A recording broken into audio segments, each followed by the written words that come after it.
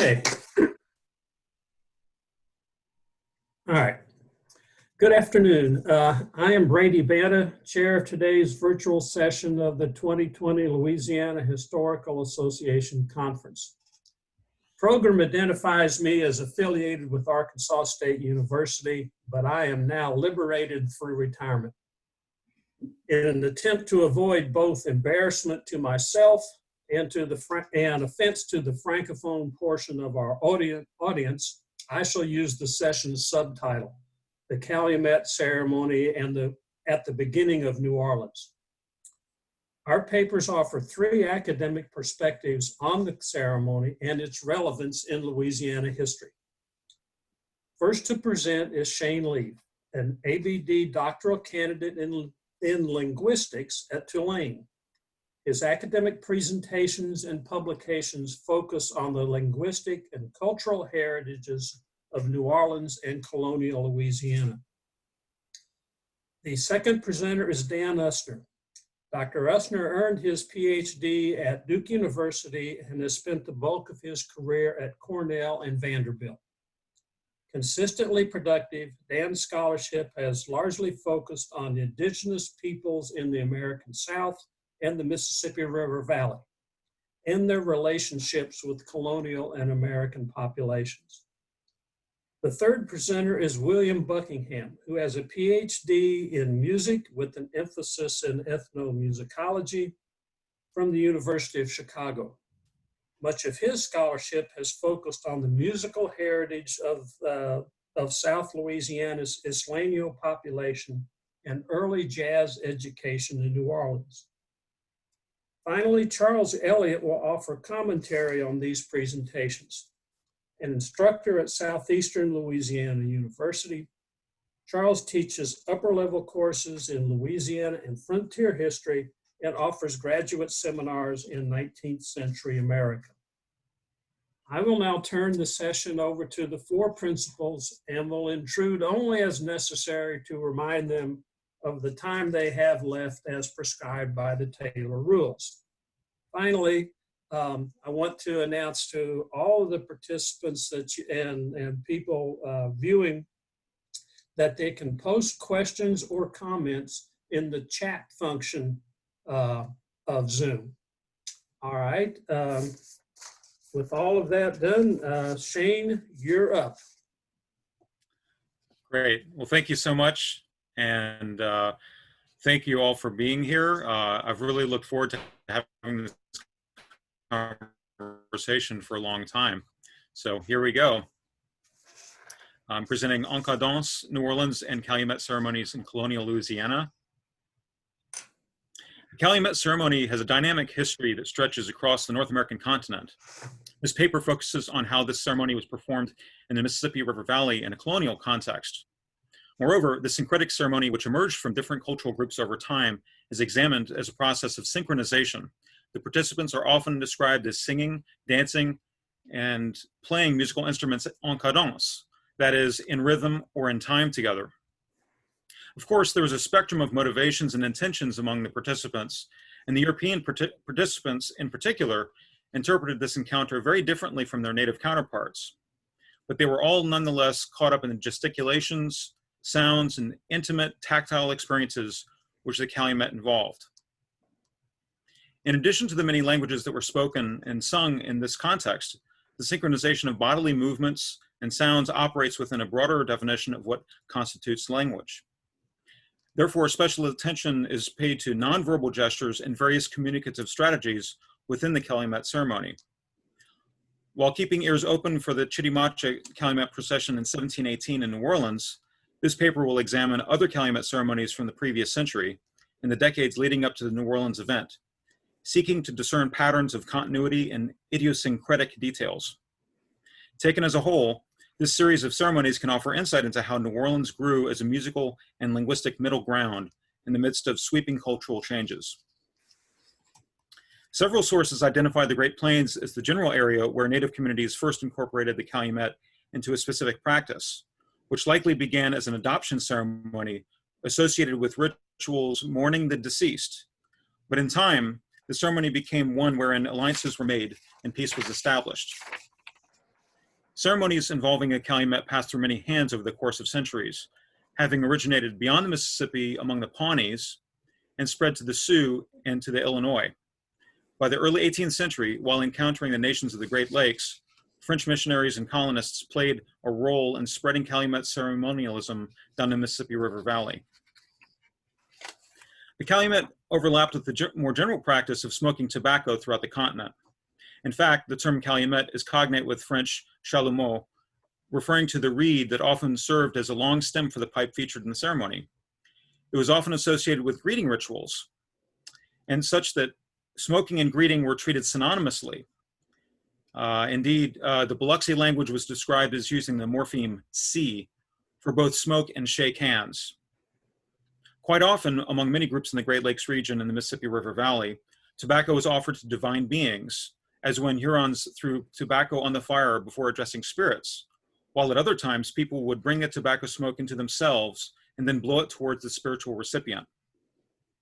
Viewed more broadly, the calumet was present when relationships were being formed, transformed, or renewed.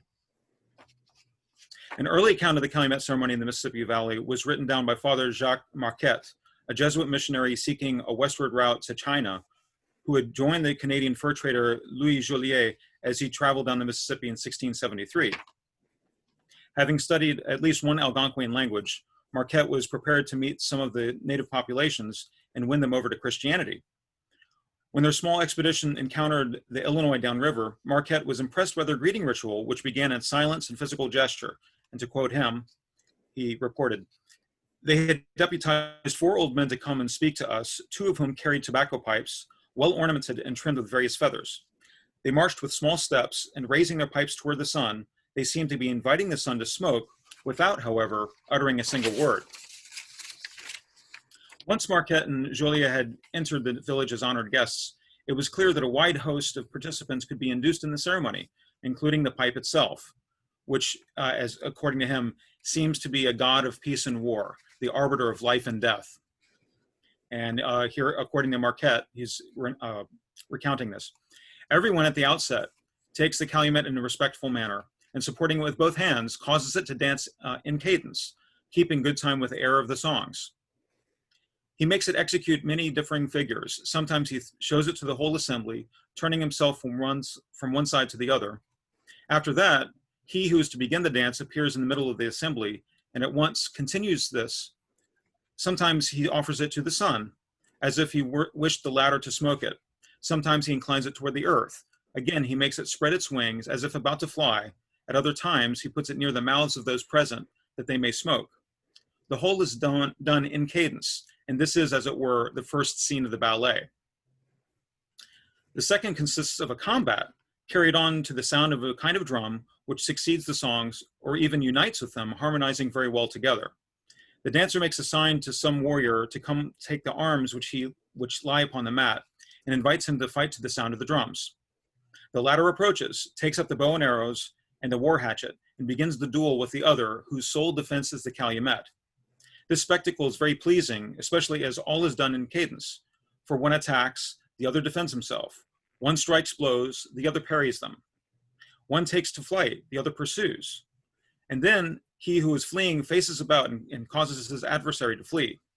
This is done so well, with slow and measured steps, and to the rhythmic sound of the voices and drums, that it might pass for a very fine opening of a ballet in France.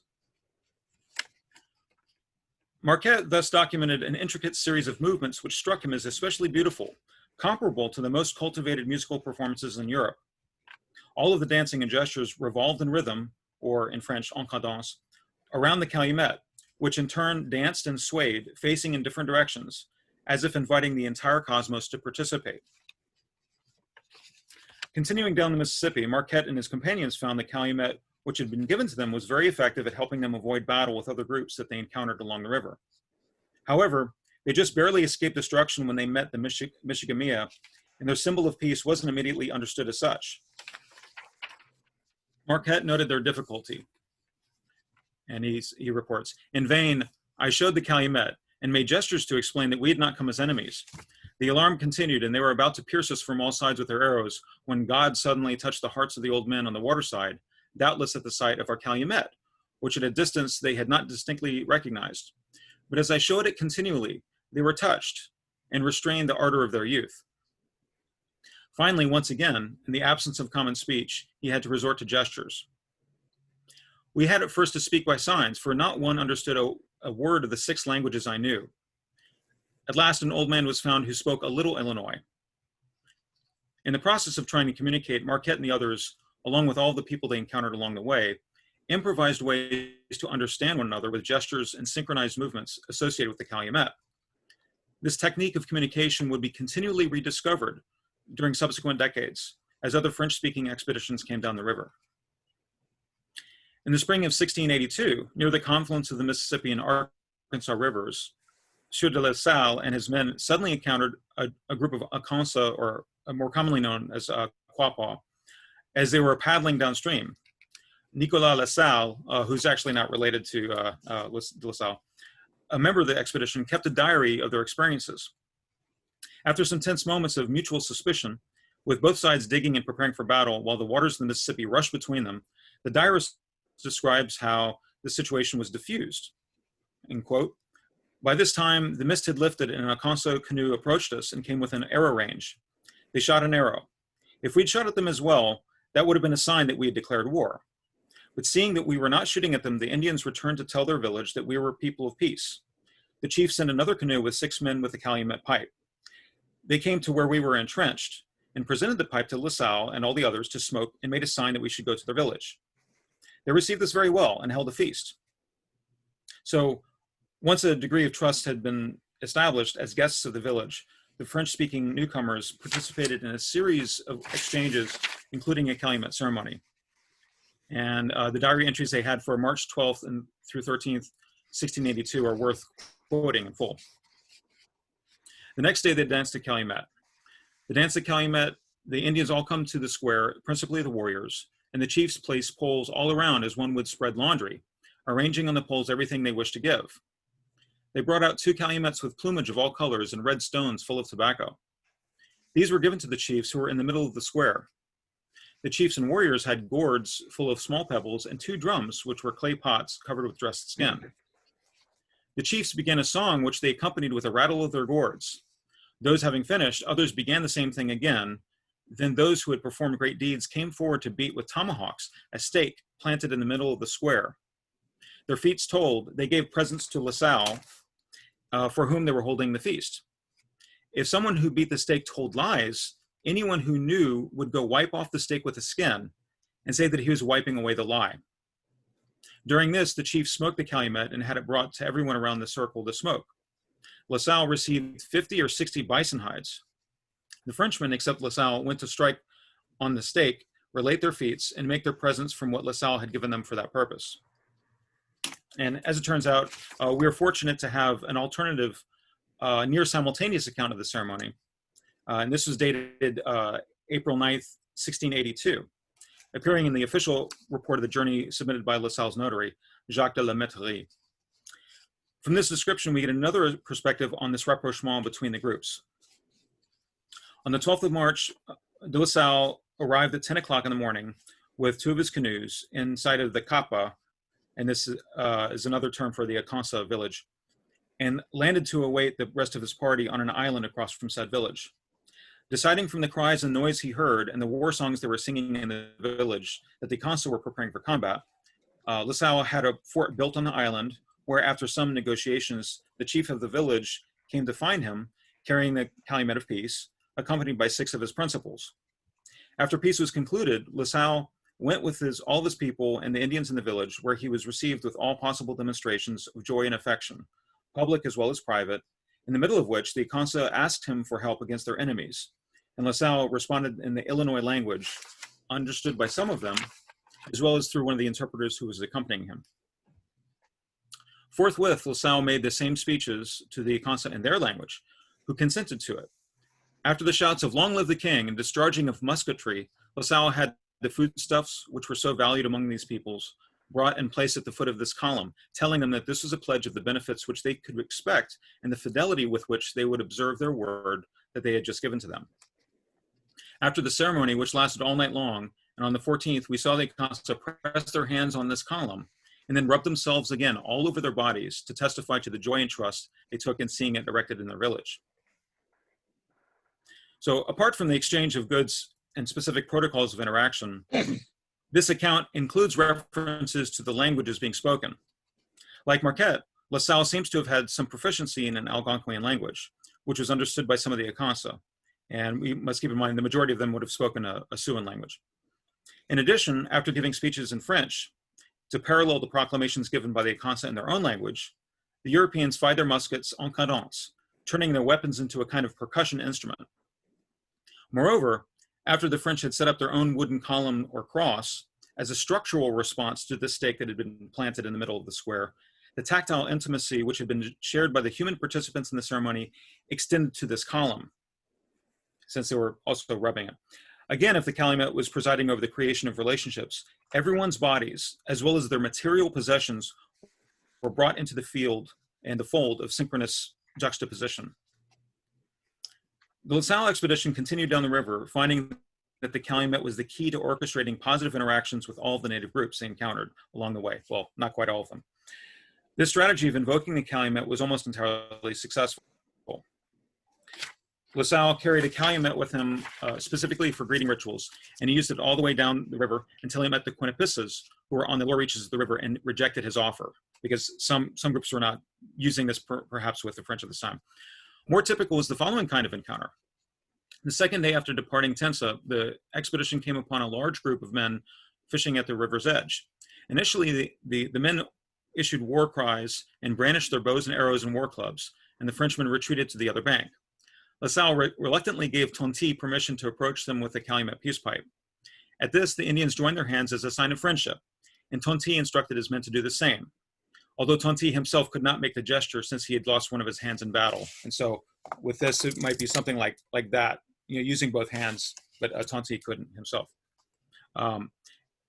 The Indians also rubbed their hands over Tonty's body, another signifier of peace. The Indians then welcomed the expedition to their shore, and the remainder of the group crossed the river. Using sign language, the Frenchmen and their Indian companions learned that this is a group of Natchez. 17 years later, while Louisiana was being established as a colony, Iberville learned the importance of such gestures in the context of greeting native groups. And to quote him, "The chief or captain came to the seashore to show me friendliness and courtesy in their fashion, which, being near you, to come to a stop and pass their hands over their faces and breasts, and then pass their hands over yours. After which they raised them to the sky, rubbing them together again and embracing again. I did the same thing, having watched it done to the others." So all of this was integral to the Calumet ceremonies following this greeting ritual, which Iberville believed had helped him form alliances with nearly a dozen other groups in the vicinity. The Calumet cultural complex had a distinct evolution along the Mississippi River during the last 3 decades of the 17th century, reflecting the increasing presence of French-speaking missionaries and colonists who played a role in distributing the practice among native groups. Within a linguistic context, it can be seen as an interstitial realm between the verbal and the nonverbal, incorporating elements which have been conventionally associated with dancing and with other ceremonial practices. It's also functioning as partly as a mobile framework for communicative experimentation. The ceremony can perhaps then be interpreted as an incubator of new linguistic elements, whether these might manifest as autonomous lexical items. And for example, you might have a term like chichiquois, which is the gourd rattle. And this is borrowed into French and was a term that shows up in a lot of different indigenous languages. Or the Calumet ceremony can be seen as being supportive of a development of a full-fledged language, such as Mobilian jargon, which was sometimes considered a trade language between different groups. Given that the description of New Orleans in 1718, the Calumet dance that took place there, offered by Lepage de Prats, is comparatively brief in its details, we can supplement our understanding of the ceremonial significance and other performative aspects by gathering up details from similar encounters along the river.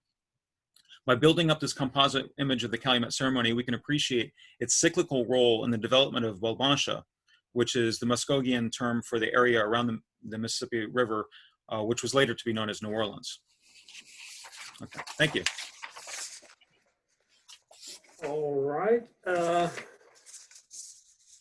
Next up, we have Dan, but I seem to have lost him on the on the views. Dan, are you there?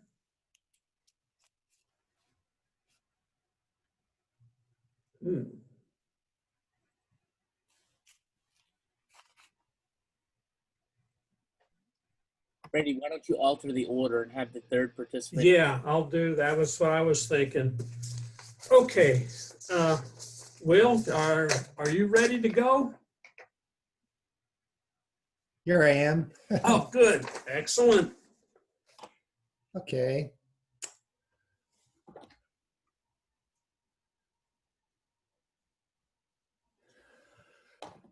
Let's see. I'm going to pull up this title slide I made. It's my first Zoom paper, so bear with me.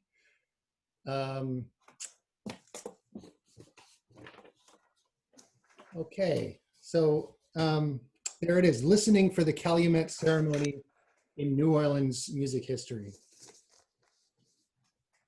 Let me first thank everyone who's here, and especially those of you who worked so hard to make this happen, and for having me on this panel. It's a real privilege.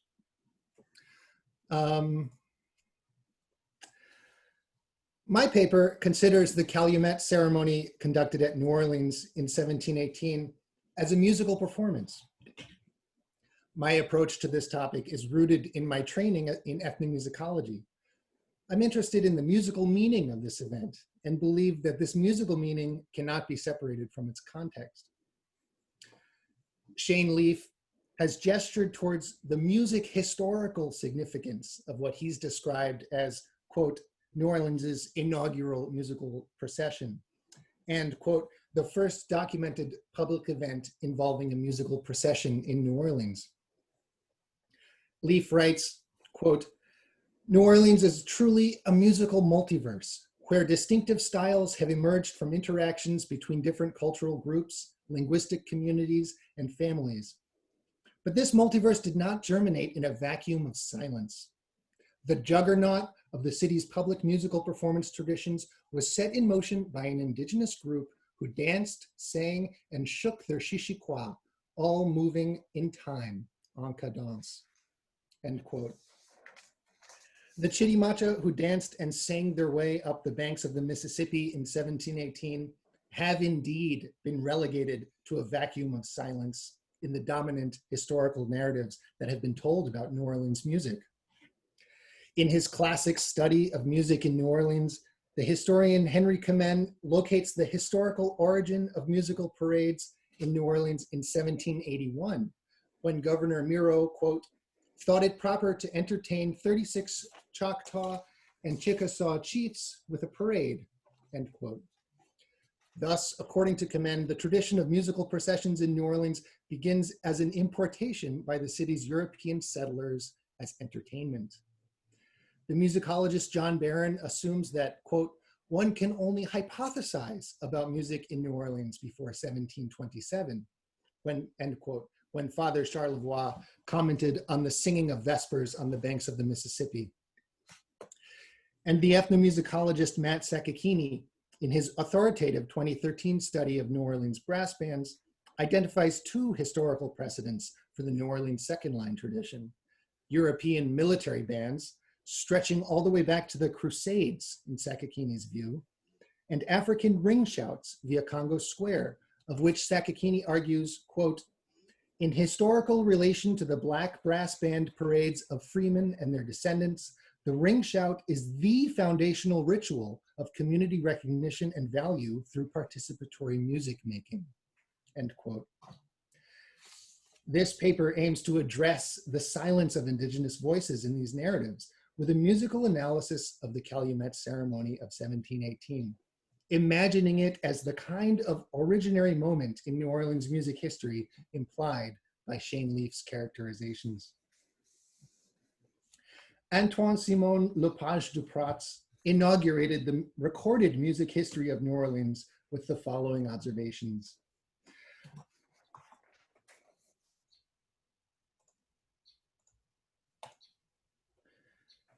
I was with Monsieur Bienville when they arrived on the river in several pirogues. They approached while singing the Song of the Calumet, which they shook in the air and in time to announce their delegation, which effectively consisted of the spokesperson, as the people say, or chancellor, and a dozen other men. On these occasions, they are adorned with the finest things according to their taste, never failing to have a chichiquois in their hand, also shaking it at the same time, en cadence. There were not more than 100 paces from the place they disembarked to Monsieur Bienville's cabin. However, this little bit of land sufficed for them to keep their way nearly half an hour, always marching to the measure and cadence which regulated them.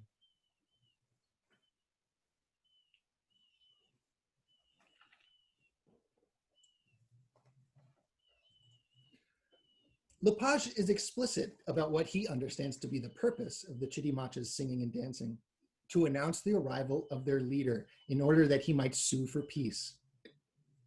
But I'd like to make a distinction in this paper between purpose, in that sense, and meaning, a much more subjective and internal matter.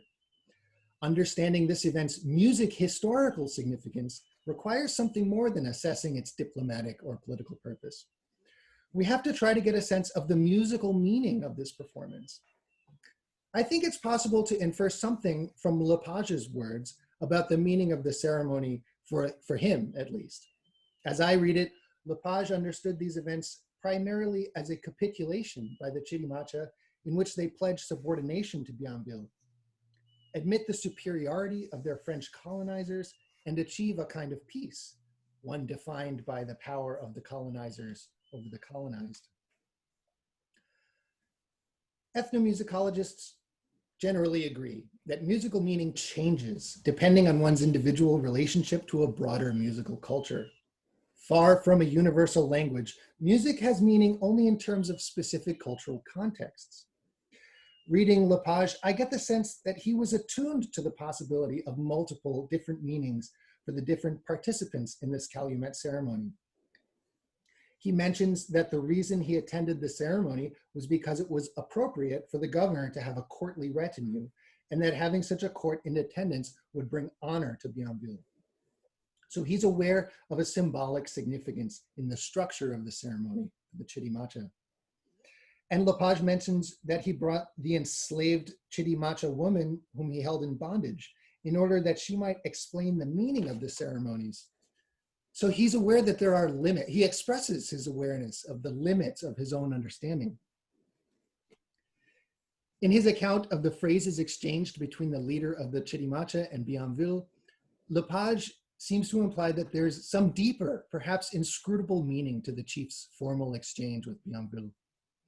He perhaps also understands something of the sanctity of the spokesperson's sermon when he recognizes the need not to speak or laugh. And finally, I think it's noteworthy that he makes no effort to interpret the meaning of the musical sounds he hears. I'm attracted to the possibility that he was aware of this music's ultimate inscrutability to his ears. Methodologically, relying on Lepage's account comes with some substantial problems. Shane Lief has called for recognizing, quote, the need to tread carefully along such notoriously unstable ground as the colonial historical record.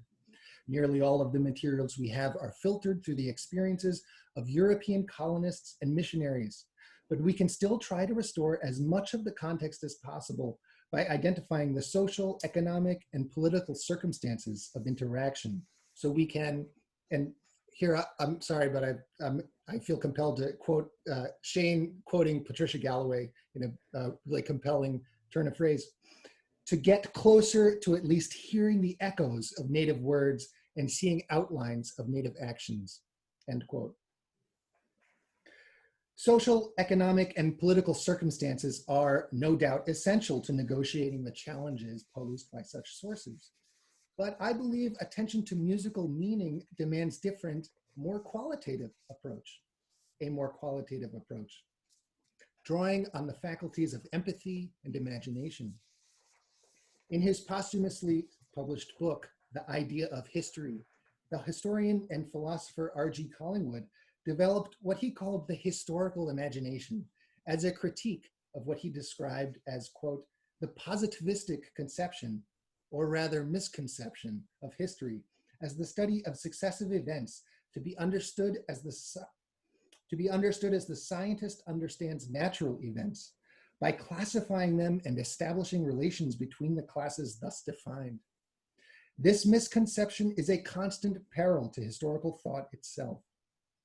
So far as historians yield to it, they neglect their proper task of penetrating to the thought of the agents whose acts they are studying, and content themselves with determining the externals of these acts, end quote. Collingwood's argument is based on the premise that at the heart of all historical thought is a process of imagination, which involves, quote, interpolating between the statements borrowed from our authorities and other statements implied by them. Thus, our authorities tell us that on one day Caesar was in Rome and on a later day in Gaul. They tell us nothing about this journey from one place to the other, but we interpolate this with a perfectly good conscience. Historical knowledge is the knowledge of what mind has done in the past, and at the same time, it is the redoing of this, the perpetuation of past acts in the present. Its object is therefore not a mere object, something outside the mind which knows it. It is an activity of thought, which can be known only insofar as the knowing mind reenacts it and knows itself as so doing. To the historian, the activities whose history he is studying are not spectacles to be watched, but experiences to be lived through in his own mind, end quote. So let's try to imagine what the experience of this moment in 1718 might have been like for the various participants involved, to relive their experience of it by interpolating between Lepage's account and other sources on Calumet ceremonialism. Perhaps the most detailed account of a Calumet ceremony is Alice Fletcher's 1904 study of the Pawnee Calumet ceremony she termed the Hako. Over the course of 4 years, beginning in 1898, an elder of the Chawi band of the Pawnee, Tahiru Sawichi, performed, described, translated, and explained the entirety of a Pawnee Calumet ceremony for the ethnographer Alice Fletcher. So this is largely a first-person account, and one given with the intention of explaining the underlying meaning of this particular ceremony for posterity. It's widely accepted that what became known as the dance of the Calumet, or singing the Calumet to Bienville and his compatriots, the Calumet ceremony as it came to be practiced in the lower Mississippi River Valley, originated as a complex adoption and kinship ritual of great significance and antiquity in Great Plains cultures, possibly originating with the Pawnee. So we might imagine this effort at interpolation as skipping ahead 2 centuries to the first-hand explanation by Tahiru Sawichi, while simultaneously looking back to the origins of the ceremony with the Pawnee. Doing so may begin to allow us to perhaps gain some insight in the Collingwoodian sense of reenacting into something of the experiences of the Chitimacha participants in this historical event. Tahiru Sawichi performed the entirety of a 4-day-long ceremony for Fletcher, painstakingly translating and explaining the meaning of each of 20 rituals as he went on.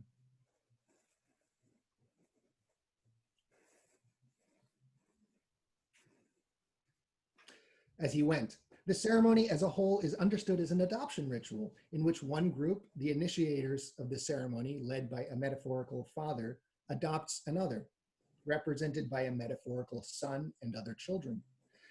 And the father prays for their health and peace. It would seem that the high degree of sanctity of the Great Plains ritual likely imbued the Calumet with its power as a tool of diplomacy in the Southeast.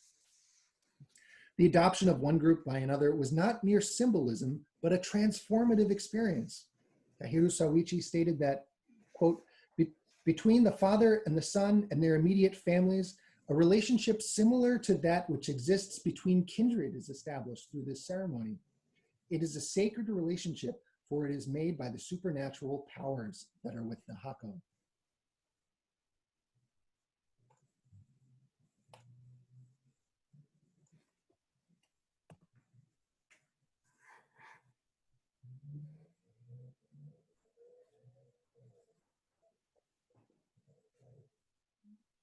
Tahiru Sawichi sang this song, translated the lyrics, and offered the following explanation of its meaning. Quote, In this stanza, the son, the man who is not of our kindred, but who through this ceremony is made as our offspring, is commanded to go forth and arouse the children.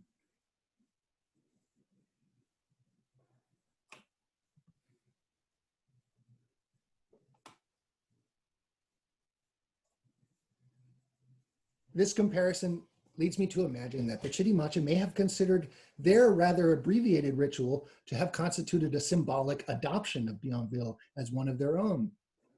Reading Lepage, I get the sense that he imagined the ceremony rather as a capitulation through which the Chitimacha were being formally subjugated, made into a kind of subject of the French. And so the view from the Chitimacha's perspective may thus have been quite distinct from Lepage's Eurocentric notion of loyalty and subjugation. We might be dealing with two very different conceptions of kinship that we might imagine here, in which the relationship between the two parties were conceived on very different terms, even if the resulting relationship might appear externally coherent. We can only imagine what the song and dance of the Chitimacha in procession up the banks of the Mississippi might have sounded like. But I'd like to suggest that we can assume that for most of the Europeans observing and participating in the ceremony, their experience of those sounds were defined by either inscrutability or misunderstanding. And it's entirely possible that such inscrutability was intentional on the part of the performers. Fletcher observed of one example in the Hako that, quote, the terseness of expression was intended to close the meaning to the uninitiated, keeping it sacred from the common people, end quote. So the sacred power of the Calumet, the very quality that made it so useful to Bienville and his compatriots, may have derived from their being intentionally prevented from understanding its meaning.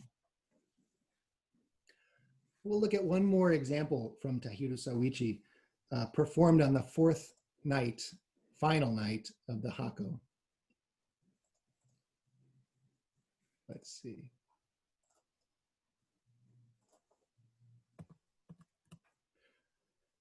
To my eyes, trained in analyzing a particular culture of Euro-American concert music, this looks very similar to the previous example. It begins with a vocable, a non-lexical utterance, then some repeating lyrics and a pentatonic melody that generally jumps up in larger intervals and descends in a stepwise motion. But it should be clear at this point that the modalities through which someone else locates meaning in this song will be very different. That despite their superficial similarities to me in the form of these two transcriptions, there are fundamental and profound differences in meaning between the various songs that make up the Hako ceremony.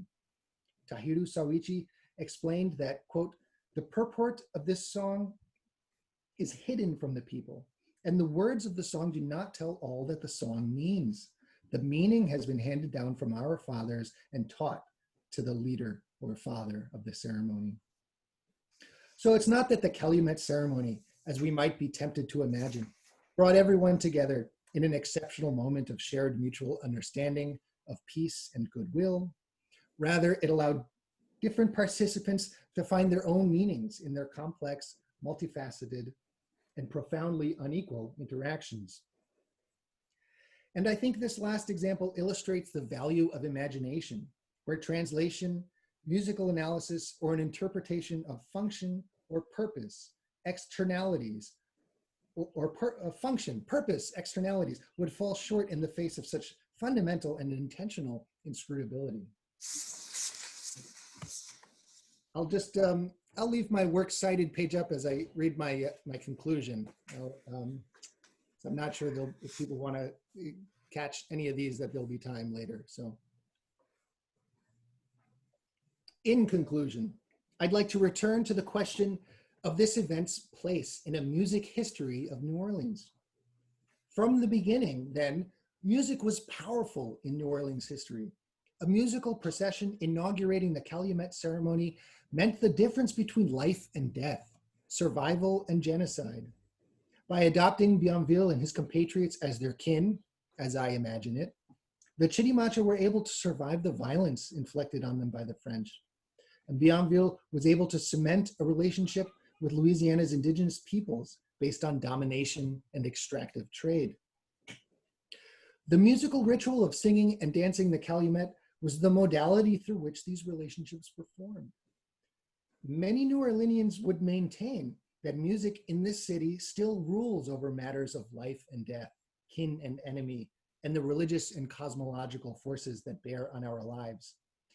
And we each locate our own individual meaning in the musics we participate in, depending on one's positionality, perspective, and cultural context. So the Calumet Ceremony of 1718 was not, as Euro-American fantasies of peace pipe diplomacy might suggest, an exceptional moment of peace in the context of an otherwise bloody burgeoning colonialism. It was rather an integral part of that colonial process, the realization of different people in very different positions and circumstances, negotiating and making meaning for themselves in that emerging colonial order. Thank you. Okay, thank you, Will. Okay, Dan, we're ready for you whenever you're ready. I apologize for losing connection. Happened in the 15 minutes. It happens, that's right. Well, Shane and Will have really offered the interesting and innovative and imaginative explanations of the Calumet ceremony. And I want to thank them for including me in this session, and also thank Brady and Charles for providing the and the response, and of course James for making this possible, facilitating it so well, and all of you for joining us. Goal, as I see it, is to provide some context, contextualize the Calumet ceremony, that famous ceremony in 1718, with the long-term history of the Chitimacha's diplomacy and commerce over the 18th century. Just hinting though, at how the Chitimacha people later on would deploy the one colonial governor's decree, as you'll hear in a moment, and the basket of all things to pursue their in territory. This is very selfish because what I'm offering here is really just a background to my current work on the Chitimacha community in the late 19th and early 20th century. So when France began colonizing the Gulf Coast, Chitimacha territory extended westward from the Mississippi River to Bayou Teche, a rich ecosystem of bayous, lakes, and natural levees. Earthen and shell mounds dating back to the 13th century show that Chitimacha people had developed a wetlands forest livelihood where seasonal hunting, gathering, fishing provided reliable resources for southern culture. Governed by nayas, or town chiefs, they performed ceremonies uniting many village communities into a fluid political organization matching the environment and economy. Early in the 18th century, just suffered a decade-long war waged by colonial Louisiana and its Indian allies that destroyed many communities and enslaved captives. The shattering of Chitimacha life began when an unauthorized French force attacked a village on Bayou Lafourche and took some 20 women and children as slaves. A short time later, Kainza Indians who fled down the Mississippi to escape inspired Chickasaw slave raids began attacking and selling Chitimacha captives to the French. In a retaliatory campaign by Chitimacha warriors in that shadow, a missionary and 3 traveling companions were killed early in 1707. Governor Jean-Baptiste Le Moyne de Bienville consequently waged total war against all of the Chitimachas, recruiting with gifts allied warriors from other tribes. Attacks and counterattacks continued in 1718, causing Frenchmen like Father Francois Lemaire to believe that the Chitimachas are now nomads, wandering sometimes along the banks of the Mississippi, sometimes on the seacoast. Countless Chitimacha people were captured into slavery, with scores of women and children becoming Louisiana's initial slave labor force, while others were trafficked in the Caribbean. Sent at first to French settlements at Mobile and Biloxi, some enslaved Chitimachas were purchased by men who brought them to Natchez and New Orleans, and by the French had a scattering as well as shattering effect. A young Chitimacha taken to France in 1729, for example, was baptized into Auxerre's cathedral, feted in the bishop's table, at the bishop's table. Dying 3 years later, buried in a British church. Unfortunate Chitimachas had been shipped to Caribbean colonies to become later the destination of many Natchez people in the war against French colonialism.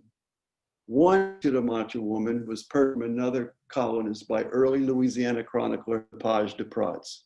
Suspected of executing a fellow tribesman who had assassinated the French priest, this unnamed captive's father sought safety against possible revenge among the Natchez. Before heading upriver, though, he learned that his daughter, having lost her mother, wished to stay with Duprats. She did not wish to leave me, the colonist later wrote, so her granted me rights over his daughter by placing her between the two of us, carrying my right hand onto her head and putting his own on top of it. Pronounced words that signified he gave her to be daughter. Whatever that actually meant to the Chitimachas and whether she was considered Duprats' slave or adoptee, this woman fast became a skillful intercultural broker, learning enough French to translate and interpret for him a ceremony ending the Chitimacha-French War. She continued to provide invaluable knowledge. When Duprats shipped to France local plant specimens packed inside river cane baskets, she was a likely assistant. Once he moved to Natchez, his Chitimacha confidant provided essential intelligence and mediation, facilitating his relationship with that nation's headman. Because she abruptly vanishes from Duprats' narrative, we regrettably know nothing about her remaining years. Following Chitimacha overture for peace, relayed by a chief, Bienville decided in 1718 that reduction of their fighting power to 100 men was sufficient. Other evidence suggests that Chitimacha raids were seriously jeopardizing French efforts along the Mississippi. In the Calumet Ceremony at New Orleans, being featured in our session, peace was established even though Bienville refused to return Chitimacha slaves in exchange for French captives, whose return he demanded. He also insisted the chief move his village to banks of the Mississippi upriver from New Orleans. From then on, Chitimachas interacted with Louisiana colonists as one of several petites nations that provided them with goods and services, along with military allegiance to colonial administrators. Some reared their towns nearer New Orleans to optimize opportunities. In essence, all of these nations were integrating the French into an established network of interaction with each other. Even as disease and violence and countless lives, indigenous knowledge of regional plants and animals, value for a slowly growing population. Chitimachas were suspecting the French, but for the most part, they provided reliable support, regularly selling foodstuffs and peltry to colonial people, and at times helping catch runaways and combating political enemies. Among the array of things regularly sold by Chitimacha people to colonial neighbors and travelers, baskets woven from river cane would become instrumental for future and survival. Traveling along the region's waterways could pass without noticing thick patches of river cane, named pia in the Chitimacha language, growing to heights above 20 feet. For early European colonists, cane brakes were as strangely daunting as were watery forests of cypress and Accounts of basketry made specifically by Chitimaches have not been found in written documents, but many uses of river cane are seen in the archaeological record of sites in their homeland and in colonial description of other groups. Houses, granaries, burial platforms, and palisades were built with river cane, and mats woven from cane were essential furnishing in temples and homes. Ceremonial uses of river cane baskets by the Natchez included burial containment of chiefs' remains and storage of sacred objects by medicine men. Dumont de Montigny, a knowledgeable observer of Natchez society, described more commonplace uses of cane baskets by native and colonial people alike. Observing one fellow colonist cutting down a canebrake, he referred to the canes as ones used to make the pretty baskets that badine, describing how settlers and slaves made bread from rice or corn. Dumont reported that after pounding the grain in wooden mortars, they passed the flour through fine sieves made from slivers of cane, the work of Indian women of the country, which they have brought to the height of perfection. Although unlikely finds in excavation sites or estate inventories, native baskets along with foodstuffs were no doubt acquired by colonial inhabitants through routine trade with neighboring Indian communities. Impact on the material life of colonial evident in pottery sherds excavated in a few places in and around New Orleans, with indication that indigenous ceramics were being used by colonists for decoration and display, as well as for cooking and storage. Irrespective of their proximity to colonial settlements, an integral role in the regional economy after initial conflict, Petite Nation, the lower Mississippi Valley, resembling the situation of mission towns, tributary groups, and settlement Indians in other colonial regions, did not avert entanglement in Louisiana's conflicts with more powerful groups. The Natchez War, French Louisiana's most violent confrontation near mid-century, tested Petite Nation's relationship with the colony. In contrast with other groups that sided with one side or the other at great cost, the Chitimaches apparently remained neutral. A relatively peaceful relationship did not spare them from colonial officials' suspicion and scorn. Governor Kerlerek called Chitimacha villagers nearest New Orleans, numbering about 8 warriors in 1758, unfortunate remnants of a nation reduced to this figure by the trade in drink and the close proximity of the French. Although protecting French settlements, like other Petite Nations, the Chitimaches, in his opinion, were rather bad people. They have played several bad tricks on us at different times, the governor reported, but they have been punished for them in such a way as to restrain them. The nature of those bad tricks is anyone's guess, but for certain, new trials began for the Chitimaches when France's colonial regime ended a few years later. Securely located inside French Louisiana during the 7 Years' War, most of the colony's Petite Nation escaped involvement in that conflict. But when Britain stretched its imperial regime to the Mississippi's east bank in the aftermath, Chitimacha men, like counterparts in the Tunica, Afagula, and Homa nations, felt compelled to harass English soldiers in defense of their French allies. They learned, however, that Spain was replacing France as Louisiana's imperial claimant and that European empire for the first time at peace. Louisiana's Petite Nation now found themselves negotiating with colonialists of another ilk. In 1769, Chitimaches were among 9 chief emissaries from different communities to meet Spanish authorities in New Orleans for a single Calumet ceremony. Speaking on behalf of the entire delegation, a Bayagula chief firmly pledged alliance to Spain, but not without urging Spanish officers to grant us the same favors and benefits as did the French. Alejandro O'Reilly explained Spain and France's family ties and discouraged hostility toward the English because although they were not related by the same bonds as was the French nation, they were friends of His Majesty. He then placed around each chief's neck the medal which hung from a silk ribbon of deep scarlet color and made sure that each delegation received appropriate gifts.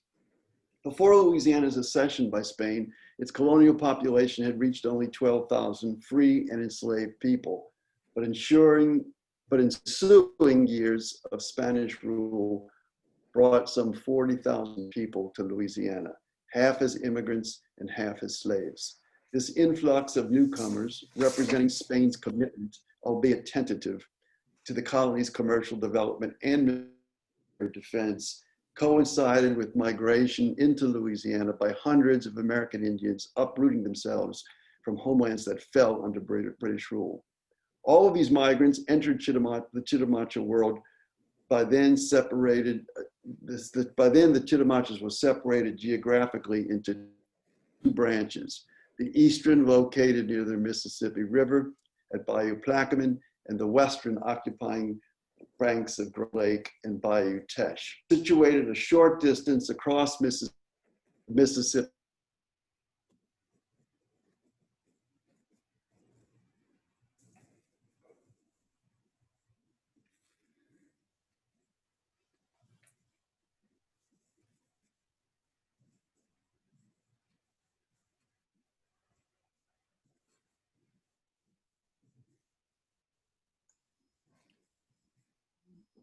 Daniel's gone, right?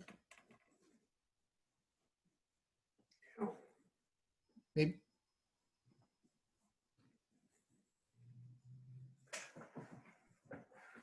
Maybe someone can text him. He might not know that can't see him anymore. I'm gonna text him.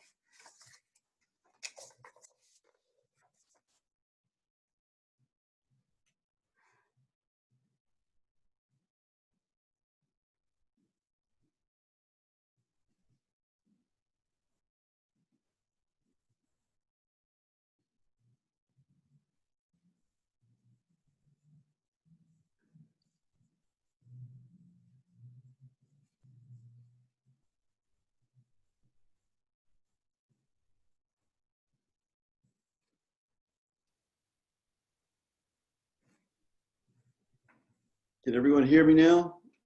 We're good now. I'm sorry about that. I don't know what's going on at my end. It's a connection issue.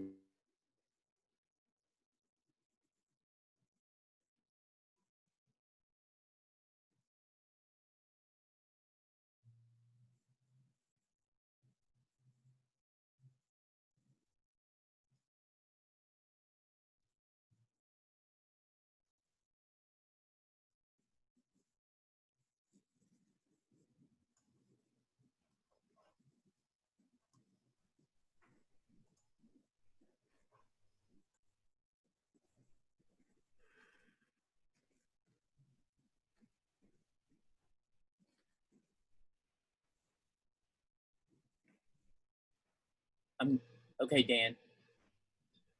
You seem to be back now.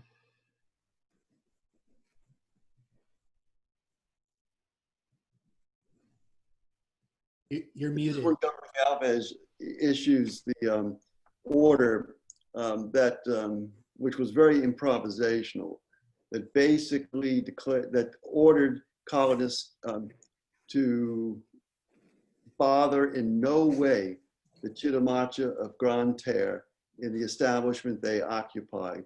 and directed commissioners to set to it and to preserve them in full ownership of their land. Signed by Galvez, February 14, 1777, this order was an improvisational effort to protect the Grand Lake Bayou Teche Chitimaches while also granting more of their homeland to colonists. It somewhat resembled Spain's practice in New Mexico of marking 4 square leagues of protected territory for each pueblo town, a principle of law obscure in all. But when it came to Chitimacha land, Galvez was most likely contributing to current innovation underway in Spain's overall policy toward indigenous peoples in North America. With written protection for some of their homeland now, the Grand Terre Chitimaches cautiously welcomed newcomers into Bayou Teche, echoing earlier incorporation of colonists into an indigenous network of trade and diplomacy.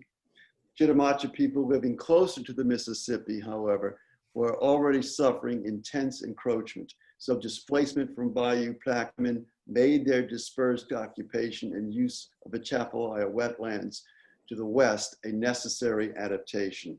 As a sugar plantation economy rapidly upended the frontier exchange economy, widespread fluid relations that South Louisiana Indians had valued over the century were now confined to backwater bayous and lakes. With erosion of Chitimacha territory nearest the Mississippi accelerating, communities on the western edge of the Chapalaya waters, especially along Grand Lake and Bayou Teche, became the Chitimacha's population center. Chitimacha people continued to harvest resources from the Chapalaya's maze of bayous and lakes, lined with patches of wild cane, palmettos, and oaks atop natural levees. Mounds of oyster shells built over time added higher ground for seasonal occupation and production. This area teemed with waterfowl, small and large animals, fish and shellfish. Waterway transport of cattle from Bayou Teche to Bayou Plaquemine increased travel through the Chapalaya with non-native ferry and boat operators, followed by plantations and sawmills. Chitimacha people faced these incursions by adapting their exchange economy and local knowledge as best they could. Men took on work as boat pilots, hunting and fishing guides, and snow laborers, while women peddled cane baskets along with medicinal and culinary plants. The Chitimacha Nation was still receiving annual gifts from the colonial government when the United States purchased Louisiana in 1803. And although American officials stopped ceremonial gift giving to Indian nations in the region, legal rights nonetheless lasted, as Article 6 in the Purchase Treaty, where the United States promised to execute such treaties and articles as may have been agreed between Spain, tribes, and nations of Indians, until by mutual consent of the United States and the said tribes or nations of Indians, other suitable articles shall have been agreed upon. Organizing the territory a year later, Congress also extended to all Louisiana tribes the law that guaranteed federal recognition, regulation of trade and intercourse for all Indian nations.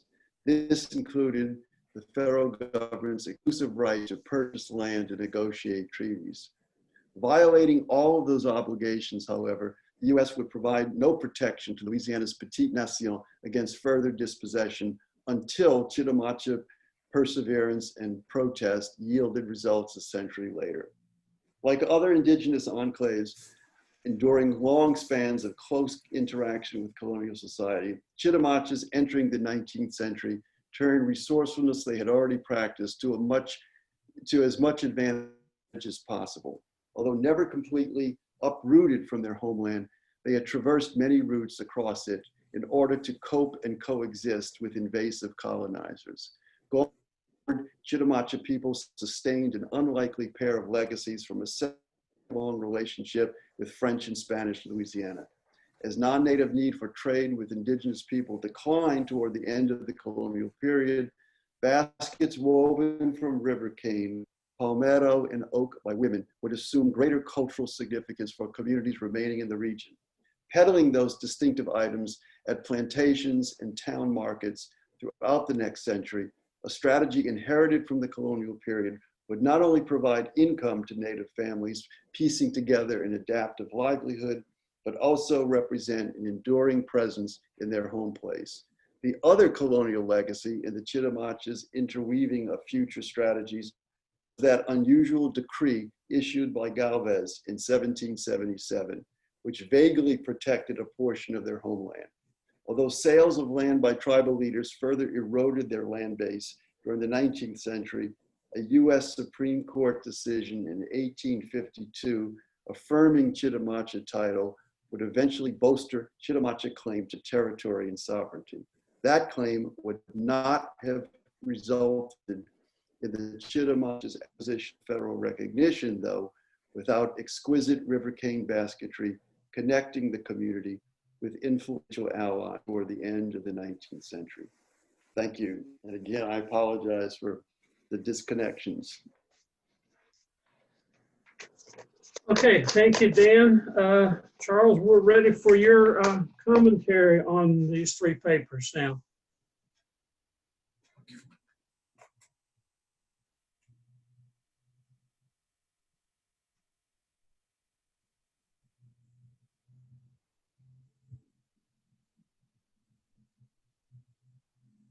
Okay, you appear to be muted. Can you hear me now? Yeah, now we're good. All right, great.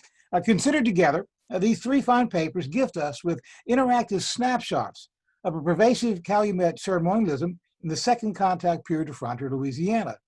Taken sequentially, their authors offer a helpful hand-in-glove consideration of the appearance, significance, and sound of this particular and peculiar First Nation and First French diplomatic greeting gesture. Shane Leef's En Quitance, New Orleans and the Calumet Ceremonies in Colonial Louisiana, begins with a fine introduction of this ritual practice seen as a musical and linguistical middle ground in the midst of sweeping cultural change. He provides us with a needed foundational look-see into the general nomenclature and conventional practice of ritual smoking, and impressively follows those threads through a veritable avalanche of primary documents from Marquette and Joliet, La Salle, Iberville, and Paix de Prince, topping off with the Chitimacha Calumet procession in New Orleans in 1718. My only quibble is with the standard reliance, seconded by the second presenter tonight, the third presenter in the sequence as well, on the Great Plains origins of the Calumet ceremony itself. The pace and place of cultural and material adoption remains tenuous and necessarily speculative. But I suggest looking at Dennis B. Blanton's Mississippian smoking ritual in the Southern Appalachian region, University of Tennessee, 2015, for an alternate, earlier, and more direct regional source of smoking and ceremonial smoking culture. This minor quibble aside, Economics does a heavy lifting of sources, which very generously and carefully provides the reader or listener with the most welcome treasure trove of pertinent information, preparing the way for the two subsequent presentations. Daniel Usner's Chitimacha Diplomacy and Commerce in Colonial Louisiana cleverly inserts what's sure to be a go-to JSTOR article on this particular Petit Nation into a Calumet-themed session on early French Louisiana. In its very much then and now consideration, river cane and cane breaks provides a recurring metaphor of an evolving Chitimacha presence often hidden in plain sight within a struggling through political accommodation will to survive. The last few words of the first paragraph, yet not without also weaving baskets into pursuit, slyly hint at a soon and cleverly reoccurring reference to that classic icon of Chitimacha culture, their most distinctive and highly colored river cane baskets. In a most impressive use of primary documents, Usner does enumerate every recorded instance of French Chickasaw Calumet ceremonies, but this article is more a study of pragmatic First Nation peacekeeping than peace piping. Usner provides a content-rich chronological narrative of Chitimacha interaction with progressively challenging colonial and national powers, while his contextuality reminds us of diverse regional issues of British-inspired Chickasaw slave raids, early colonial dependence on rice and corn, the Natchez Rebellion, population decreases and increases, and Galvez's revised and improvised American revolutionized Indian policy. His carefully and well-constructed argument article gives us, as any good Calumet ceremony should do, with a greater understanding of Chitimacha cultural and environmental history, and Lanyap's a nice serving of insights into indigenous women's history. Perhaps the best present of his presentation is the eye-opening observation of Paix de Proctor's Chicamacha's slave, wife, partner, property, lover, however you decide to see her. Usner's printed text of the presentation makes for a most inviting read, and how he turns a phrase or forms a sentence. Widespread fluid relations that South Louisiana Indians had valued over the century were now contained to backwater bayous and lakes, helps Usner deliver a deliciously elegant and as well as a most informative essay. I very much enjoyed and look forward to patiently to being able to use this as an article in my upperclassmen surveys in my graduate seminar in Louisiana history. William Buckingham's Listening to the Calumet Ceremony in New Orleans Music History intriguingly explores a perennial performance art mystery in colonial Louisiana. Primary documentation often describes ceremonial, mostly French and Indian meetings, opening with First Nations singing the Calumet, but analyze the encounters from cultural and diplomatic perspectives, giving no clue as to what the singing actually sounded or sounds like. For our session, this ethno-musical based presentation speculatively reconstructs the form and intent of the Calumet ceremony through upstream and downstream modeling, and returns the format to top billing in the chronology of New Orleans musical and musical processional heritage. Full closure demands that I confess that while I can't make music with a radio, I've been second lining rather unsuccessfully this topic for some years. The singing part of the descriptions always piqued my curiosity over what history sounded like, but musical interpretations have eluded me until now, and I read the printed review edition for this session with much interest and some expectation of satisfaction. Now, I've tried to backdoor the ceremony itself myself by listening to live or recorded Native American music, but have found correctly or not that a pan-Indian powwow approach delivers only a homogenized and not an authentically historical sound. Now, unless the authors actually sing, I'm waiting for that still, I'm still not knowing what the singing sounded like, but I do now know a bit more about Calumet performance art. Buckingham restores Native American music to its originalist place in the competitive playlist above Euro and African American competition. It emphasizes the audio and visual power of the performance itself and concedes that performers and audience hear differently due to different cultural codes, intents, and purposes. He uses Paix de Proctor's comments to present and analyze ceremonial performance and interpretation, and as Dan did, snapshots of Paix as this intriguing Chitimacha slave, wife, lover, partner, property, whatever she was, as an interpreter of ceremonial performance style and meaning.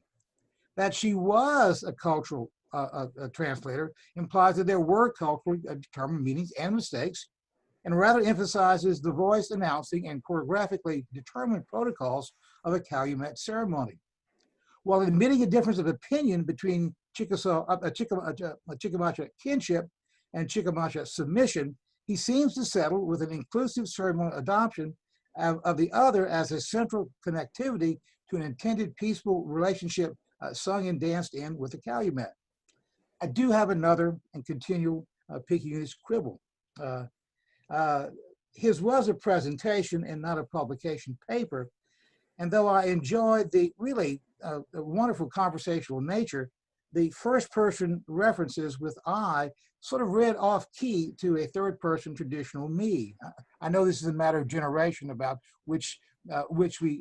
how and in which case we speak. But this, I think the speculative paper deserves a wide or wider audience with journal article access, and I'm guessing that would perhaps require a third person voice adoption and adaptation for publication. I did pause a bit over the upstreaming and downstreaming of meaning via an 1898 performance, description, translation, explanation of a Pawnee Calumet ceremony. I'm not sure what's the chicken and the egg here. and my regional cultural bias is showing in my general view that Plains nations borrowed from woodlands and not the vice versa. Be that as it may, the 1898 version teased but disappointingly meant no musical rendition. So I still don't know what Singing the Calumet sounded like. R.G. Collingwood's cited premise that at the heart of all historical thought is a process of imagination, sadly leaves me out of the tune and out of the tune itself. But thanks to William Buckingham thinking harder about the Singing the Calumet as performance art himself. I have to say, just good work, gentlemen. This was a terrific presentation to enjoyably sit through. It was fine. Well done. Well done. Okay, thank you, Charles. Do any of our presenters have any further comments or rebuttal to anything that Charles had to say? Yeah, sure. Yeah, can I go first? Yeah. Are you going to sing? Thank you so much for your comments, Charles. They're very much appreciated. Can I just ask a question? You mentioned a source that you suggested when you were talking about Shane's paper. Yeah. Mississippian smoking ritual. Yeah. Yeah. Can you just say the source again so I can look Sure. at it? Yeah. Just a second. I'll say it much more carefully. Let me get the right place.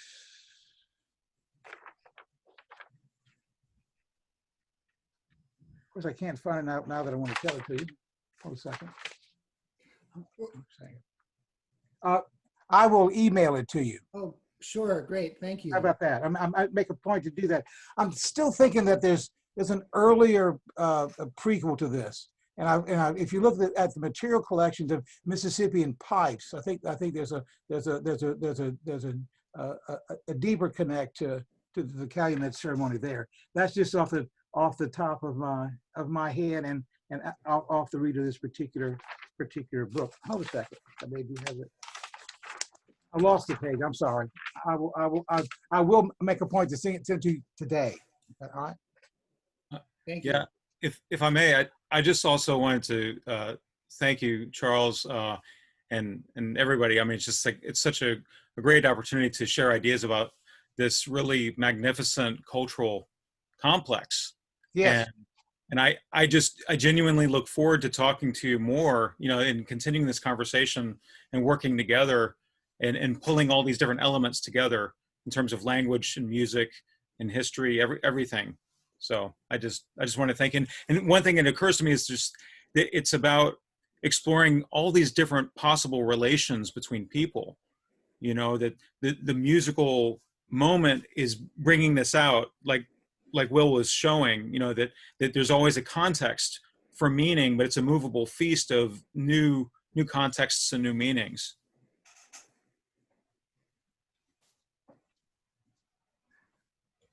So yeah, I just wanted to thank you for that. And one thing too, I can't remember if it was in Brown's work on this, but when you look at how specific forms change over time, like the use of the flute very anciently, that seems to get I don't want to say replaced, but let's say there's an analog in the smoking pipe, and then the functionality changes too, the meaning, the possible meaning. So we talk about adoption ritual, and then like something like treaties or ceremonies of diplomacy, but then still there's some sense of adoption within that. So maybe there's some other type of relationship that we don't have a word for in English, something like that, something that's in between or both at the same time.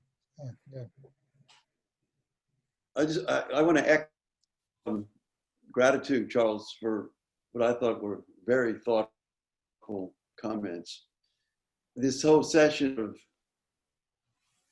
the opportunities as well as the challenges of disciplinary work, and we need more of that, in standard history conferences to bring in the musicologists, linguists, anthropologists. So thanks again, Charles. You're certainly welcome. My pleasure. Am I on or not? Yeah, you're on. Okay. I want to make a comment which picks up on something that Charles was saying about it. I don't know exactly how far this can go. But in the early Spanish accounts of dealing with coastal Indians in what's now the Carolinas, they recorded that a form of greeting was what they wrote down as a ya-ah, a ya-ah. And one of the arguments I make in a book I wrote long ago about their encounter with the people that they called the Chicora, and then a young man whom they called Francisco El Chico Rana, which sounds very much like the little frog. And if his form of greeting was ya-ah, ya-ah, ceremonially, that would fit with the small frog ideas. But there's no other description I can recall anything close to the Calumet ceremony that they engaged in. They clearly exchanged presents with each other. This is in the 1560s, particularly, we can document that. But beyond that, I don't think they did smoking pipes or anything like that. So there's somewhere in there, there are some earlier connections.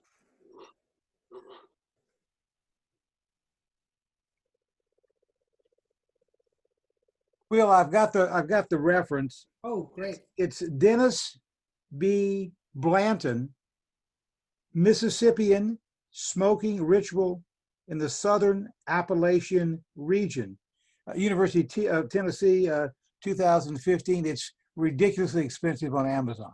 Okay. Thank you. But worth every dime. All right. Blanton. Hey, thank you everyone for your papers.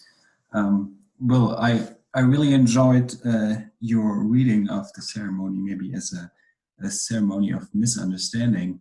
And then I thought about Shane and how he always talks about how these French explorers of Duprat and so on describe the ceremony and make comparisons with France. And so I wonder if the function of these comparisons is also not only just translating or describing the situation, but also showing the readers in France that they understand what's going on. So I was wondering if that's a possibility, a change of function of describing what they're seeing and using the comparison. Yeah, it sounds like there's this kind of rub between, like, I read Lepage as sort of expressing his if I can say it, his understanding of the inscrutability of some of his interactions with Native peoples, but then he seems compelled to translate it into something that seems easily translatable in his writings. Yeah. If that's yeah. And I don't know if Shane, do you have a? Oh yeah, I mean, you think about like what each of these people were trying to do with what they were writing. So, when you have this discussion of the ballet, I mean, it can be read as being, well, this was, aesthetically, obviously it's an aesthetical marvel, but then as far as their audience goes, like, what is it they're trying to do? Like, are they trying to say that there is art to be seen in the new world, like making some kind of argument about the universality of some aspects of art? I'm not quite sure, but you have to wonder like who their audience was and what they were trying to maybe accomplish by making that description. But it certainly was aesthetic, like as opposed to getting into what other, spiritual meanings might have been there. And that was a very common misreading of the ceremonies was, missing out on the ceremonial, the spiritual aspect of it.